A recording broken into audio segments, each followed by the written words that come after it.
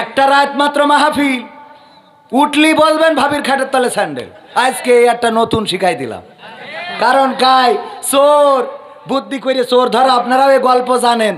কাঁঠাল চুরি করেছে, চেয়ারম্যান সাহেব কোনো বুদ্ধি খুঁজে পাচ্ছে না কি করে ধরবে। হঠাৎ করে বললো, আরে বাবা কাঁঠাল যে চুরি করে, ও তো দেখাই যাচ্ছে মাথায় কাঁঠালটা লেগেই রয়েছে।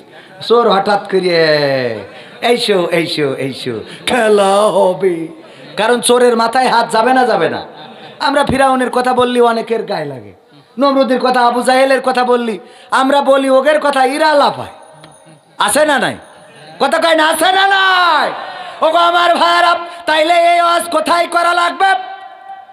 যখন কোন চেয়ারম্যান অন্যায় করবে, বিধবা ভাতার কার্ড শালির নামে দিয়েছে, জিজ্ঞেস করা হলো শালিরে দিলে কেন? বলছে শালির দিলাম কারণ হলো আমার শালি বিধবা। কয় বিধবা হইলো কি করে? বলছে যার স্বামী নেই সেই তো বিধবা হয়। কয় তোমার শালির তো স্বামী নেই, মানলাম কি করে স্বামী নেই? বলছে এখনো বিয়ে হয়নি তাই স্বামী নেই। তৎকালীন জাহেলেরা তারা মুসা আলাইহিস সালাম এবং ফিরাউনের জীবন সম্বন্ধে জানতে চাইলো। আল্লাহ এই সূরার মাধ্যমে জানিয়েছেন। এই সূরার অধিকাংশ আলোচনা ফিরাউন এবং মুসাকে নিয়ে। আল্লাহ রাব্বুল আলামিন এই আয়াত প্রথমে দিয়েছিলেন মুসা আলাইহিস সালামের কাছে। মুসাকে বললেন যাও ফিরাউনকে সাবধান করো, সে তো বর্ডার ক্রস করেছে, বাউন্ডারি ক্রস করেছে। মুসা আলাইহিস সালাম বললেন, ওগো আল্লাহ, ফিরাউনকে যে সাবধান করব, যদি আমার কথা না শোনে কিভাবে সাবধান করব?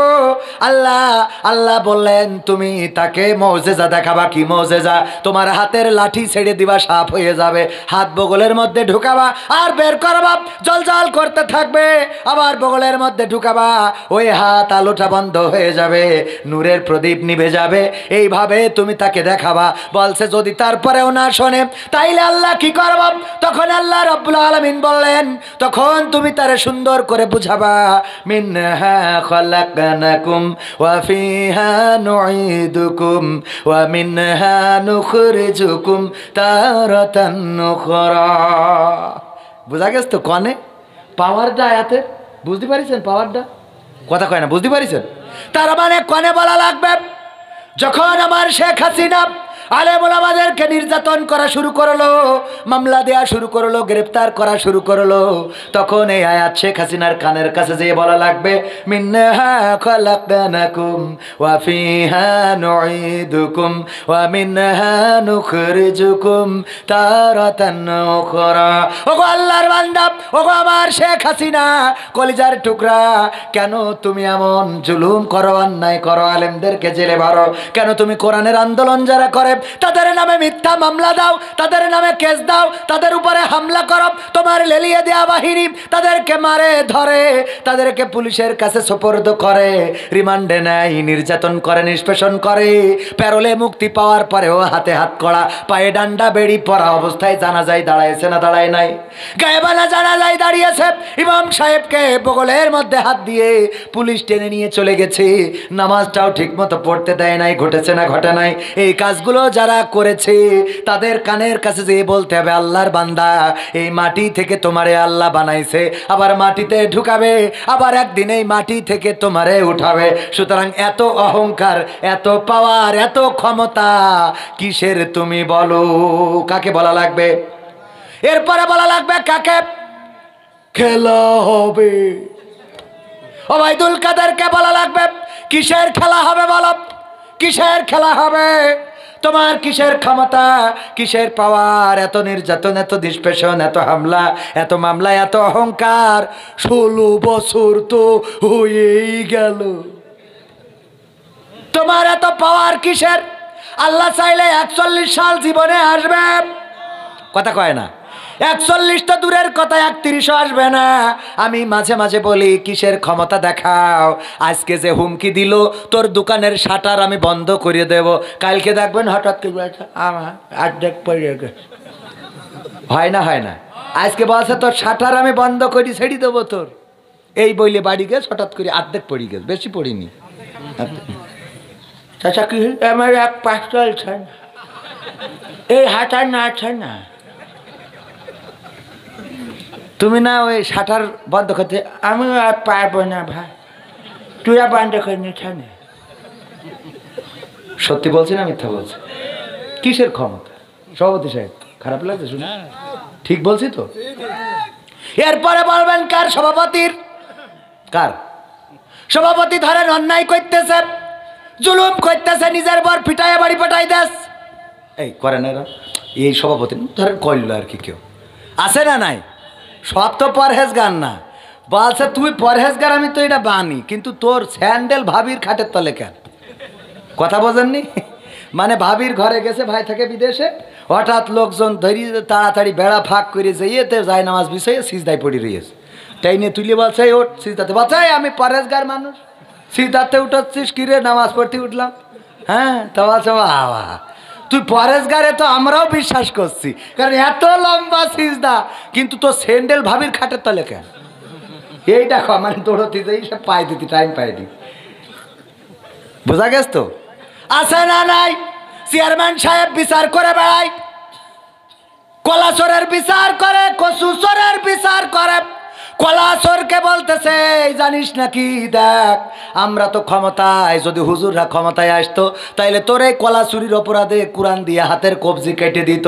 হঠাৎ করে দেখা যায় ওই চেয়ারম্যানের আবার পুলিশ এসে দেখে ওর গুদম ঘরে তিরানের চাইল ঢুকোই বসে রয়েছে। আছে না নাই?